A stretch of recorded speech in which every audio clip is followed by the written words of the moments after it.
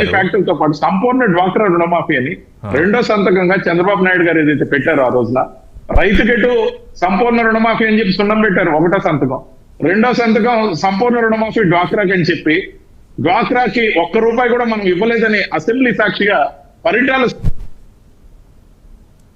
Mute లోకి వెళ్ళింది చెప్పారు. అలాగే మరి ఖచ్చితంగా ఇన్ని జరిగిన తర్వాత కూడా అందరూ మహిళలు మాకే ఓటేస్తారు అక్క చెల్లెమ్మలు అనుకుంటే మీ ఆలోచన, మీ ఇష్టం. 4.65% మహిళలు మేల్ ఓటర్ల కన్నా ఎక్కువ వేశారు. దాంతో ముఖ్యంగా చెప్తున్నా సార్, ఈస్ట్ వెస్ట్ లో కూడా మీకు గణనీయమైన రిజల్ట్ రాబోతుంది. ఈసారి ఏకపక్షంగా ఏముండదు. మొగుడు ఒక పార్టీకి వేస్తే భార్య ఒక పార్టీకి వేసిన విధానం మీరు చూస్తారు. ఎక్కువ రోజులు లేదు, జస్ట్ ఇంకా 2 డేసే. ఇప్పుడు ఇందాక మీరు ఇందాక 13-14 సామంత్ శ్రీనివాస్ గారు మూడోసారి మోడీ గారు దేశానికి ఏం చేశారో చెప్పకపోయినా ఆయన 303 నుంచి 278 నుంచి 303, 303 నుంచి 370 అబ్కి బార్ 400 పార్. వై నాట్ 175 మా నినాదం. పొలిటికల్ పార్టీగా మీ నినాదం ఏదన్నా కావచ్చు, కానీ ఒక నిమిషం రవిచంద్ర రెడ్డి గారు, మీరు కూటమికి మొత్తానికి, తెలుగుదేశానికి కాదు కూటమి మొత్తానికే మీరు 20 లోపు కన్ఫైన్ అవుతారని చెప్తున్నారు. ఇందాక కేకే అనే సర్వే సంస్థ ఆయనతో నేను మాట్లాడా, కిరణ్ కుమార్ అని, ఆయన మీకు 14 సీట్లు ఇచ్చాడు. నాకు మొత్తం రాష్ట్రంలో ఎక్స్ట్రీమ్ గా కనిపించింది మీరు కేకేనే. నేను చెప్తానండి సార్, కేకే సర్వే నిజమైతే రేపు నుంచి నెక్స్ట్ మీటింగ్ నుంచి ఆర్సీ సర్వే మీరు చూస్తారు, రవిచంద్ర సర్వే. ఖచ్చితంగా కూడా వాయిస్ అనే సంస్థ నాకుంది, జర్నలిస్ట్ గా ఉన్నా, జర్నలిస్ట్ అసోసియేషన్ లో జనరల్ సెక్రటరీగా ఉన్న రవిచంద్ర రెడ్డి గారు ప్రాక్టికల్ గా మాట్లాడదామండి. రవిచంద్ర రెడ్డి గారు నా వెబ్సైట్ ఉంది, నా యూట్యూబ్ ఛానల్. రవిచంద్ర రెడ్డి గారు నాకు పార్టీకి సంబంధం లేదు. రవిచంద్ర రెడ్డి గారు మీకు విశ్వసనీయత సర్వే నిజమైతే నేను సర్వే సంస్థ స్టార్ట్ చేసి మీ ముందుకు వస్తా. ఒక ఆ కనెక్షన్ నాకు అర్థం కాల. రాజకీయాల్లో ఉన్న ఇది 17వ సంవత్సరం, 17th year. I had observed a lot of elections. ఒక్క నిమిషం బొల్శెట్టి గారు, సామంత్ గారు, just allow me for next 2 minutes. Jyotsna గారు, yes, జ్యోత్స్న గారు, what's your point? ఆ తర్వాత కాసేపు రవిప్రకాష్, ఏం సార్ ఇవన్నీ, ఈ ఊదరు కట్టుడు ఎందుకు సార్? ప్రజల్ని నమ్మండి సార్. ల్యాండ్ టైటిల్ మీ భూచోడిని చూపించి ఓట్లేమనుకున్నారు సార్. రాము గారు ఒక్క నిమిషం దగ్గరికి ఏమంటారంటే వాళ్ళ ఎలక్షన్ కి ముందర వాళ్ళ నినాదం ఇప్పుడు ఆయన మాట్లాడుతున్నారు.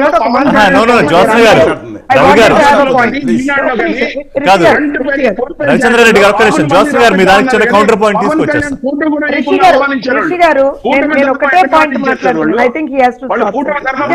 Let me put my point. Ravichandra Reddy గారు, let me put my point. Ravichandra Reddy గారు మాట్లాడారు. ఒక్క నిమిషం మీరు అమరావతి రైతుని అవమానించారు, అన్ని చేశారు. నేను ఒక్క పాయింట్ మాట్లాడుతున్నా, నేను ఎవరిని అవమానించట్లా, ఒక్క పాయింట్ మాట్లాడుతున్నా. ఇప్పుడు రిషి గారు నేను ఏమంటానంటే వాళ్ళ నినాదం ఏంటండి?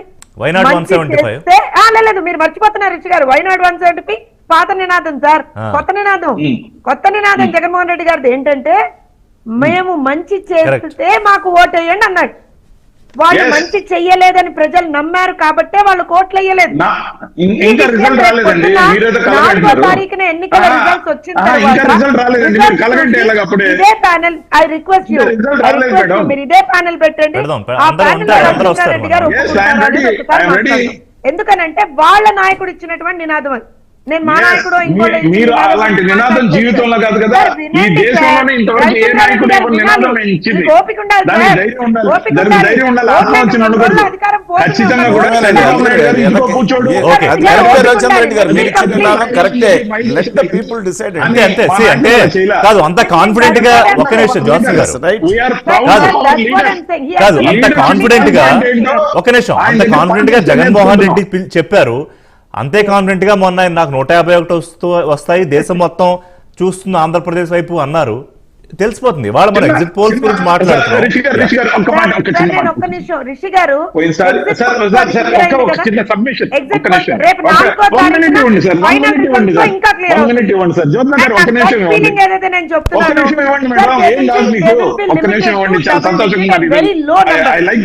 ఐ లైక్ దట్ యాక్చువల్ గా. మీరు అంత సంతోషంగా ఉండరు, నేను సంతోషంగానే ఉంది కదా, అలాగే ఉండండి, మీరు అలాగే ఉండండి.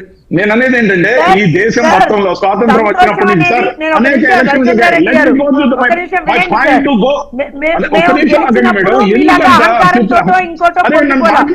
ఓడిపోయినా గెలిచినా ఎప్పుడు ఇదే రకంగా కంపోజ్ గా ఉన్నాం సార్. ఓడినా గెలిచినా ఎప్పుడు కంపోజ్ గా ఉన్నాం మేము.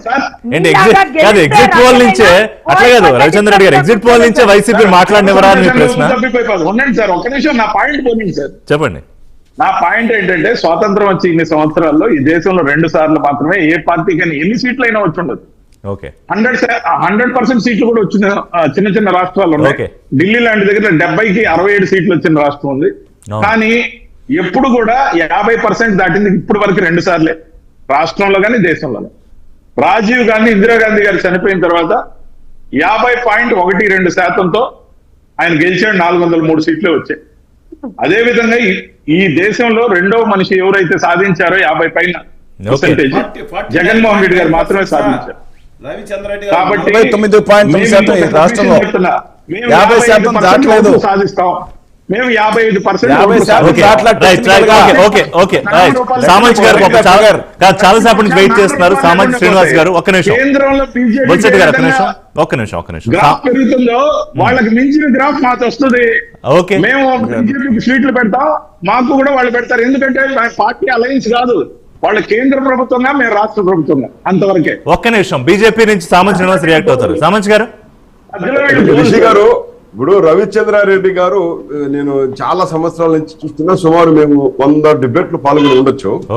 ఏ రోజు కూడా ఇంత నిర్వేదంగా నైరాశ్యంతో మాట్లాడితే నేను ఎప్పుడు ఎంతగా ఎగ్జైట్ పోతున్నాడు అంటే ఎన్నికల ప్రచారం చేస్తున్నాడు. మేము కోవిడ్ సమయంలో సేవ చేసాము, ఇంటింటికి వెళ్ళి సామాన్లు ఇచ్చాము, అక్కడ అది చేసాము, ఇది చేసాము, ఎన్నికల చెప్తున్నారు. అంతేకాకుండా ఆయన నరేంద్ర మోడీ గారిని పోల్చుకుంటారు. వైనాట్ 0.75, వైనాట్ 543 మేము అనలేదు. మేము మా యొక్క సేవకు అనుగుణంగా నరేంద్ర మోడీ గారు చేసినటువంటి 10 సంవత్సరాల సేవకు బహుమానంగా మరిన్ని సీట్లు, మరింత బలం ఇస్తే మరిన్ని సమస్యలు శాశ్వతంగా పరిష్కరించేదానికి మరింత శక్తి కావాలని ప్రజల ముందుకు వెళ్ళాం తప్ప మీకులాగా అహంకారపూరితంగా ప్రతిపక్షాలను గుర్తించుకుంటా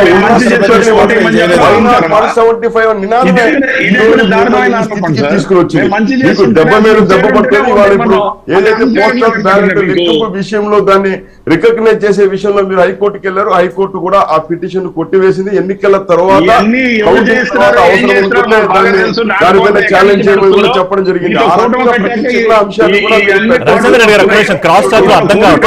ప్రారంభించారు. కాబట్టి నా ఉద్దేశం ఏంటంటే రెడ్డి గారు, సామంత్ గారు మాట్లాడుతున్నారు. నాకు కూడా విభేదం. మీరు 1 నిమిషం ఆగండి, ఆయన మాట్లాడారు ప్లీజ్. ఎలా అర్థం కావట్లేదు. మీరు మీ పార్టీ శ్రేణులను, కార్యకర్తలను ఇప్పటి నుంచే మానసికంగా సంసిద్ధం చేయడానికి పూనుకున్నారేమో. ఆ రకంగా నైరాశ్యంలోకి నెట్టివేసి ఓటమిని అంగీకరించే విధంగా ఒప్పించే ప్రయత్నం చేస్తూ ఇలా మాట్లాడుతున్నారేమో అని అనిపిస్తోంది. ఎందుకంటే ఇంతకాలం అధికారం చేతిలో ఉన్నప్పుడు మీ మాట తీరు, మీ వ్యవహార శైలి, అంటే మీరంటే రవిచంద్ర రెడ్డి గారు, ఈ ప్రభుత్వంలో జగన్మోహన్ రెడ్డి గారు, మంత్రులు, నేతలు వ్యవహరించిన తీరు వేరు, ఇప్పుడు మాట్లాడుతున్న తీరు వేరు. ఖచ్చితంగా ప్రజలు మీకు సరైన బాక్సుల్లో భద్రపరిచి ఉంది. 4వ తారీఖు బహిరంగ పరచబడుతుంది. కాబట్టి అప్పటిదాకా సమయం పాటించాలని చెప్పి, ఎందుకంటే మీరు మొత్తం క్రెడిబిలిటీని, మొత్తం సర్వే సంస్థల యొక్క క్రెడిబిలిటీని అంతా మీరు ప్రశ్నిస్తున్నారు. రాజ్యాంగబద్ధ సంస్థమైన ఎన్నికల కమిషన్